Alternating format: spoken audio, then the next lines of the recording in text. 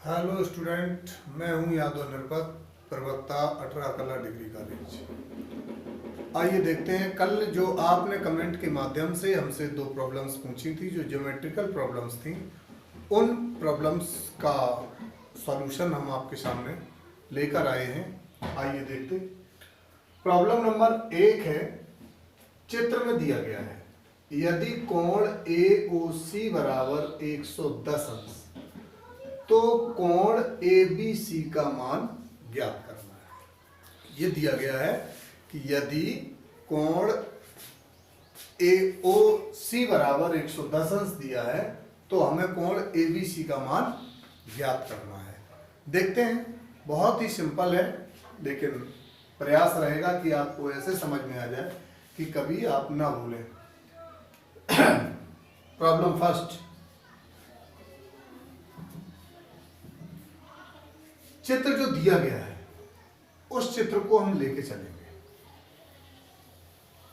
चित्र ये दिया है आपका, ये वृत्त का केंद्र है, 110 अंश का कोण है, इनको मिलाया गया है ABC। इसमें हम थोड़ी रचना कर लेते हैं। हम दो तरीके से इसको लगा सकते हैं। रचना करेंगे,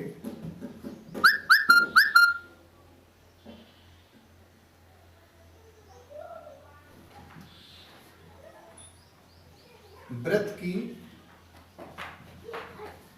परिधि पर एक बिंदु D लिया।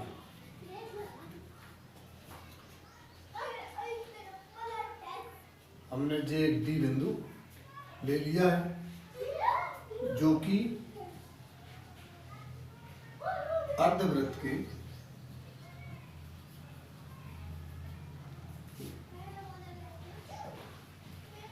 ऊपर की ओर स्थित है। डी बिंदु हमने मान लिया है जो अर्धवृत्त के ऊपर की ओर, केंद्र से ऊपर की ओर स्थित है। AD तथा CD को मिलाया। AD और CD को हमने मिला दिया है। इस प्रकार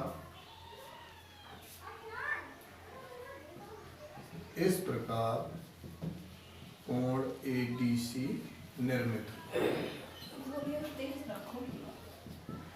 इस प्रकार कोण ADC निर्मित हुआ। अब हम जानते हैं वृत्त की परिधि पर स्थित कोण केंद्रीय कोण का आधा होता है। वृत्त की परिधि पर स्थित कोण केंद्रीय कोण का आधा होता है। और कब होता है? जिन बिंदुओं को लेकर केंद्र पर कोण बन रहा हो, उन्हीं बिंदुओं को यदि हम पीछे बढ़ा के परिधि पर ले जाते हैं, उन्हीं को पीछे बढ़ा के परिधि पर अगर मिला देते हैं, तो जो परिधि पर कोण बनेगा वो केंद्रीय कोण का या केंद्र पर बने कोण का आधा होगा। तो आइए देखते हैं। इसलिए कोण ADC बराबर 1/2 कोण AOC। आप लोगों को समझ में आ गया होगा कि केंद्रीय कोण का आधा होता है परिधि पर बना हुआ कोण, लेकिन बिंदु वही होने चाहिए जिन बिंदुओं से लेकर के हमने केंद्र पर कोण बनाया था, उन्हीं बिंदुओं को हम पीछे की ओर भुजाओं को बढ़ा दें और आगे परिधि पर अगर मिला देते हैं तो वो कोण आधा होता है। तो इसलिए 1/2 110 बराबर आपका कितना हुआ?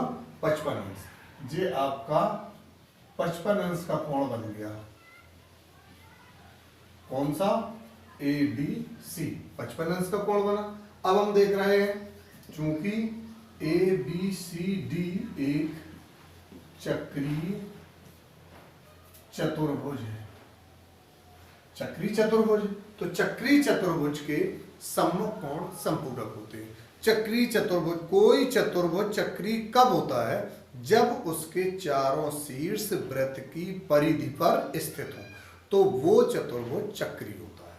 अब हम देखते हैं, कि ये चतुर्भुज चक्रीय है क्योंकि वृत्त की परिधि पर चारों ही शीर्ष इसके स्थित हैं, इसलिए इसके सम्मुख कोण B प्लस D बराबर 180, यानी इसके सम्मुख कोण कैसे होंगे? समपूरक होंगे।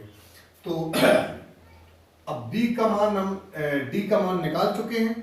D कोण B बराबर कोण B धन 55 अंश बराबर 180, तो कोण B बराबर 180 माइनस 55 बराबर 125 अंश, या हम इसको कह सकते हैं ABC कोण ABC बराबर 125 अंश।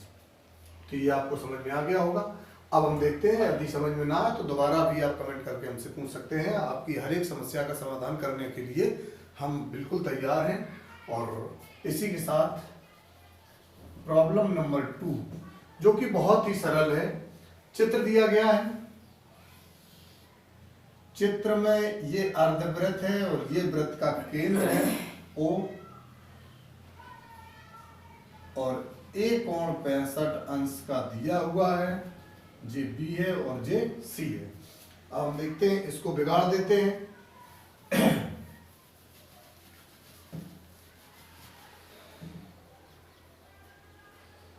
ये 65 अंश का हुआ। अब हम देखते हैं, हम जानते हैं कि अर्धवृत्त पर स्थित कोण समकोण होता है,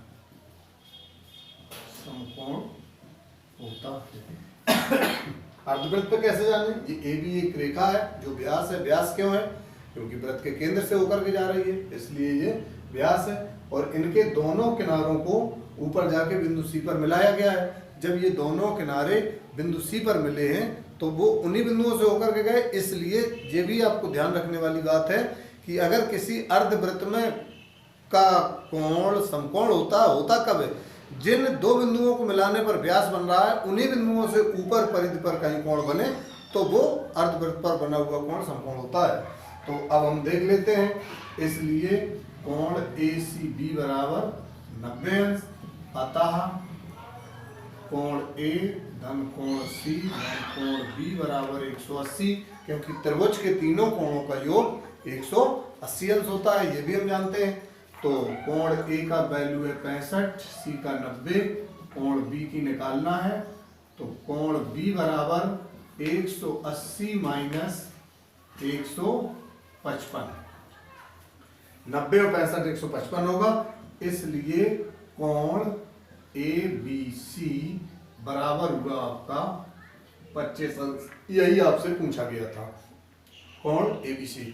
आई होप आप लोगों को समझ में आया होगा, और समझ में अगर नहीं आता है तो आप बेहिचक विदाउट हेजिटेशन आप हमसे कोई भी प्रश्न पूछ सकते हैं। हम सारी समस्याओं का समाधान करने के लिए तत्पर हैं। इसी के साथ अब हम अगला वीडियो लेकर कल आएंगे। जो भी आपके कमेंट आ रहे हैं उन्हीं से संबंधित प्रश्न लेकर के आएंगे।